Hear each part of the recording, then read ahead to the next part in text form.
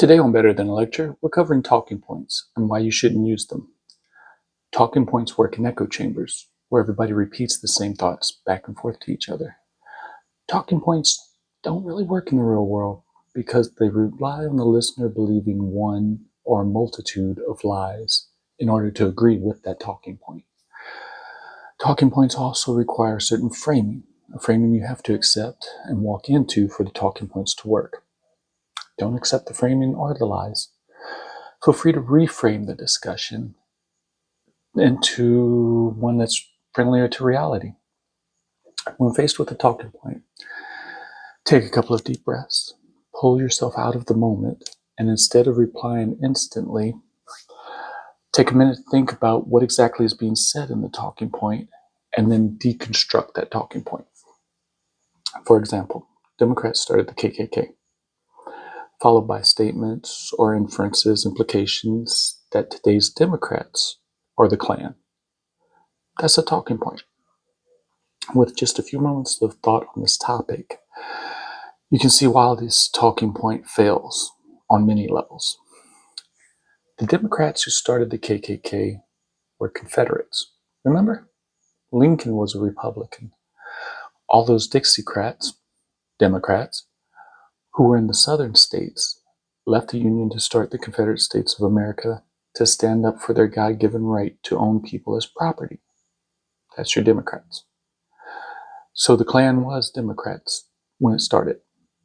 But you could just as accurately state that the Klan was started by Confederates. Confederates like Confederate General Nathan Bedford Forrest, who was a Democrat.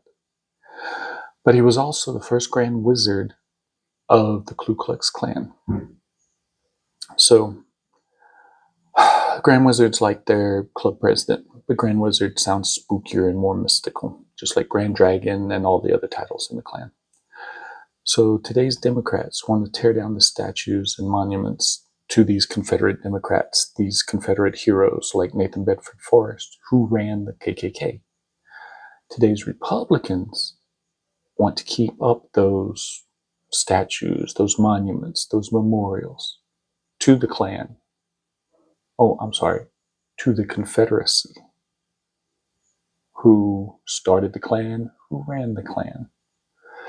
So when you're hearing, today's Democrats or the KKK, or, the Democrats started the KKK. Well, yeah, but keep it in context. So,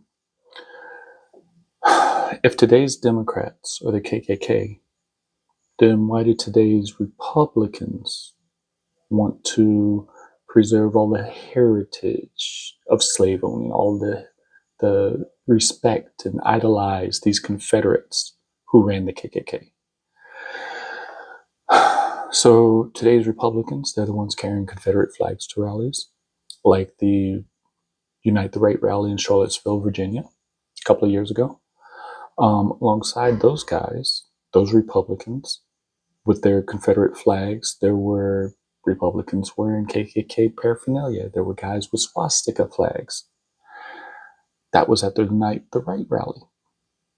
So why is the Klan Democrats if it's only Republicans that are doing these things?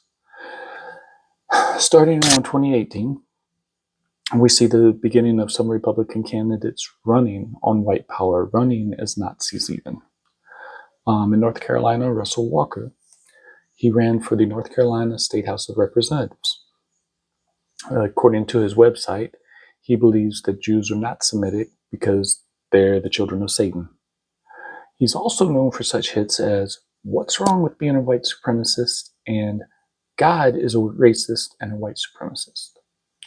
Now, he did lose the seat, but he got 37% of the votes. That's a Republican. White power, Republican, not a Democrat. In Illinois, Arthur Jones won the Republican nomination for the state's 3rd congressional district.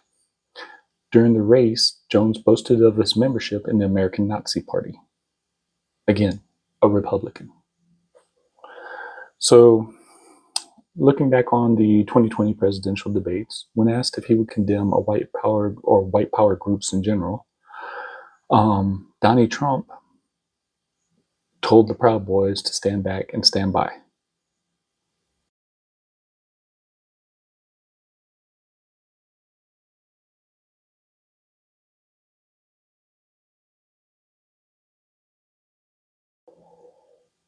Which they did until the Jan 6 rally and the attack on the U.S. Capitol.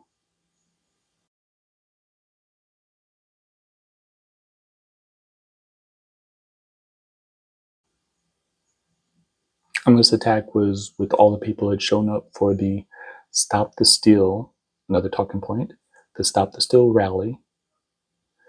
And it had other groups like the 3%ers, the Oath Keepers, etc., other white power groups. Now, keeping all of this in mind, there's a whole other level of how this Democrats or the KKK doesn't work. In order for that to make sense, you have to believe that the Klan voted for Obama. Not once, but after Obama was president for 4 years, the Klan voted for Obama a second time. 95%, give or take, of Jewish politicians today are Democrats, like Chuck Schumer, Bernie Sanders. George Soros, the right's favorite boogeyman, is Jewish. So all these Democrats who are in the Klan today spent their lives voting for Jewish politicians and supporting George Soros? The racist and xenophobic KKK also voted for AOC and the rest of the squad. The Klan supported John Lewis, Hakeem Jeffries, Elijah Cummings, Maxine Waters, Al Sharpton, Dolores Fuentes. Really? So all the living civil rights leaders and activists are Democrats. So these Klan's members who are in the Democratic Party support civil rights, the LGBT community, people of color, and equal rights for women? Really? You have to believe all of this to accept today's Democrats or the Klan, which goes along with, oh, Democrats started the KKK. So the KKK votes for and supports all these groups and people who they vehemently and violently oppose. That makes no sense. So to accept these talking points, you have to ignore the history of the KKK, which has its roots in the Confederacy. And you also have to ignore life and reality in the United States for the past 50 years or more. In these kinds of discussions, you have people who just want to be right. They want to win. They want to feel like they've won, that they're right, that they're important, whatever. These folks have no qualms in distorting facts or concentrating on very specific items in order to be right and win. For example, the Klan was started by Democrats. Boom, end of story. Ignore everything until this moment. And then the argument is, oh, the right wing is white power. So they come back with, the Klan was started by Democrats. That's their rebuttal. So you have to ignore everything we've just covered in order to accept that framing, in order to accept that talking point. Talking points don't work. So you have those folks, and then you have folks who want to know how stuff actually works in reality.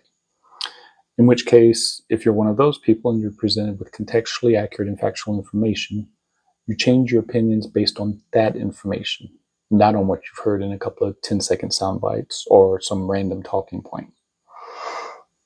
Okay, so you need to be prepared for a lot of pushback from folks who exclusively use talking points. The knee-jerk reaction of these folks will be to treat you as if you're an idiot for not instantly agreeing with all these lies that you have to agree with in order to accept the talking point. Because the person using that talking point has internalized and accepted all those lies, possibly for years or even decades. Internalized them and accepted them as their truth and their reality. So can you reach these folks? Probably not. Donnie Trump in a speech said, don't believe your own eyes and ears. if they contradict what Donnie says. In some evangelical circles, some Christian circles, there's another saying, maybe a talking point, if you will, that if science says something which contradicts the Bible, then I'm going to believe the Bible, because God will make the Bible true and turn science into lies. So, are you going to change the minds of people in either of those two groups? Probably not. The purpose of this video is to help you understand how deceptive talking points are, because people will repeat that talking point. They'll repeat that lie. Groups of people, everyone from the echo chamber, will magnify that lie, and people will hear it again and again and again. So now when you see a story, when you read an article on that topic, the Klan and Democrats, in the back of your mind, you remember, oh, the KKK are Democrats. But it's still a lie, no matter how many times the implication that the Klan today is filled with Democrats is the lie, which goes along with the KKK or Democrats. So no matter how many times that lie is repeated, it's still going to be a lie. So you're not really trying to convince those people, but you're letting other people out there know, hey, you're not alone. This talking point is crazy. This talking point doesn't make any sense in today's world. And here's the reasons why. You talk about the Confederacy, how they were the Democrats. You talk about, why would the Klan vote for Obama? Why would the Klan vote for Maxine Waters or AOC or the Squad? And so then people who don't live by these talking points start thinking, oh, you're right, that doesn't make any sense. And most every talking point you're going to come across makes as little sense as this and is filled with as many lies as this one is. So I hope this helps. And I hope maybe y'all learned something. Leave a note, start a discussion. If you agree, you don't agree, let me know why. And that's it for now. I'm Dwayne, and this is Better Than a Lecture.